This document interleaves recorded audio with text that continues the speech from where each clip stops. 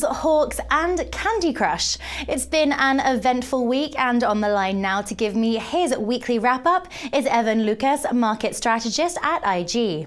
Evan, starting close to home, the Aussie dollar has continued gains this week as RBA Governor Glenn Stevens reinforced expectations that there will be no more cash rate cuts in 2014 and reminded banks that low rates cannot continue indefinitely. What are the risks of lenders materially relaxing standards? I think here in Australia the standards are very, very strictly controlled anyway. We do have fairly strong brands here with regards to ASIC and also APRA. They control that quite heavily. I think the interesting development out of that is how the lending's been done. There has been a lot of talk, particularly in Australia, with regards to foreign direct investment into housing particularly. Has seen places like Sydney and Melbourne, the two biggest cities in this country, that have really seen housing prices jumping up. And we are actually leading the world of the developed nations of seeing around about 10.5% growth in housing prices over the last 6 months. So that is what he's worried about. He's certainly sort of looking at the fact that there has been a possible overheating in the market here, and why he's alluding to the fact that, yes, there will be no more probably rate cuts. And it actually looks like, according to most of the economists down here in Australia, that we may actually see rate hikes as early as the end of this year. Looking at Europe, Bundesbank President Jens Weidmann surprised Europe watchers this week, commenting that QE was not out of the question for the ECB and could be used to revive the region. In your view, what has prompted this radical change in stance on asset purchases? I think the way you look at it, I think he's actually being quite savvy, as most of the central banks around the world have been. They understand at the moment that they are fighting a lot of sort of fires on several different fronts. And I think the way you look at this is that he could be actually jawboning the euro lower at around about a 137 and higher. We did see the likes of France, Italy, Spain, etc., all starting to really comment on the fact that it is detrimental to their economy and it has a deflationary effect. I know Francois Hollande, for instance, is very much on the front foot with this kind of space. And considering that this week he has been under pressure on general elections, he's probably likely to start talking about that as well. So from that perspective, I think what you can hear coming out of Mario Draghi, also coming out of Jens Weidmann, is that they are trying to find ways of actually moving the euro lower without an overall effect of actually changing their monetary policy stance until they absolutely have to.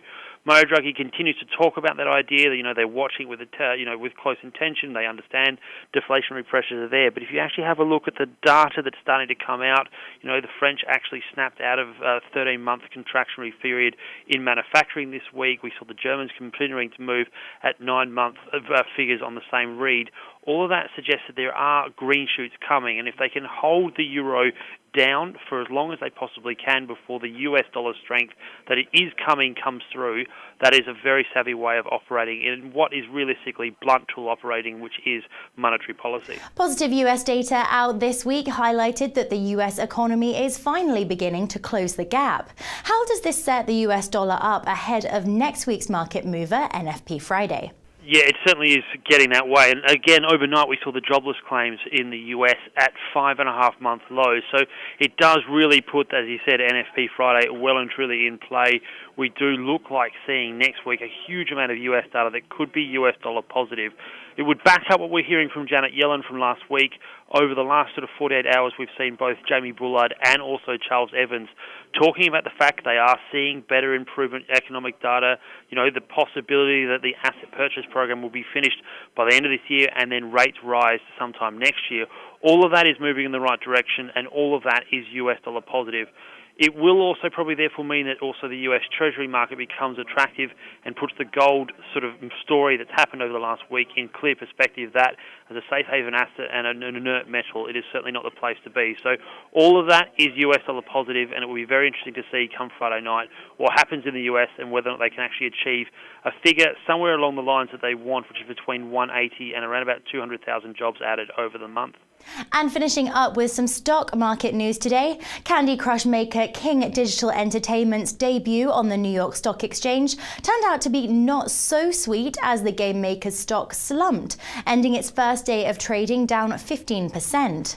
Is King a unique case, proof that one-hit wonder companies should go public while their wonder's still hot, or could the hot streak of the IPO market be waning? I think King is a unique case. You've got to look at that app market and the kind of market that it is.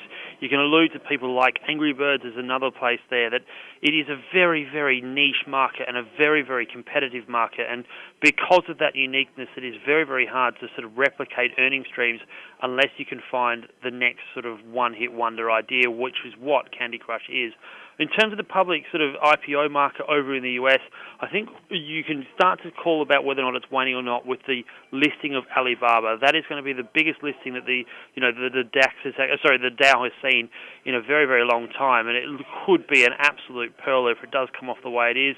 It will probably be bigger than Walmart and would be lining up with basically the same market cap as putting both Amazon and Yahoo together. So if that gets off to a poor start, then yes, I would be very concerned about the IPO market. But I think King is a unique case. If you have a look at that sort of particular that tech digital space, you've got to have a very, very good earnings stream and earnings profile to actually be backed, and that unfortunately is not what King had. This was the weekly wrap-up with Evan Lucas of IG talking to us today from Melbourne. It may be Friday, but the week is not over yet. Stay tuned as Monica Gibson will be back with one of today's hot headlines in Friday's press review. From me though, it's goodbye for now.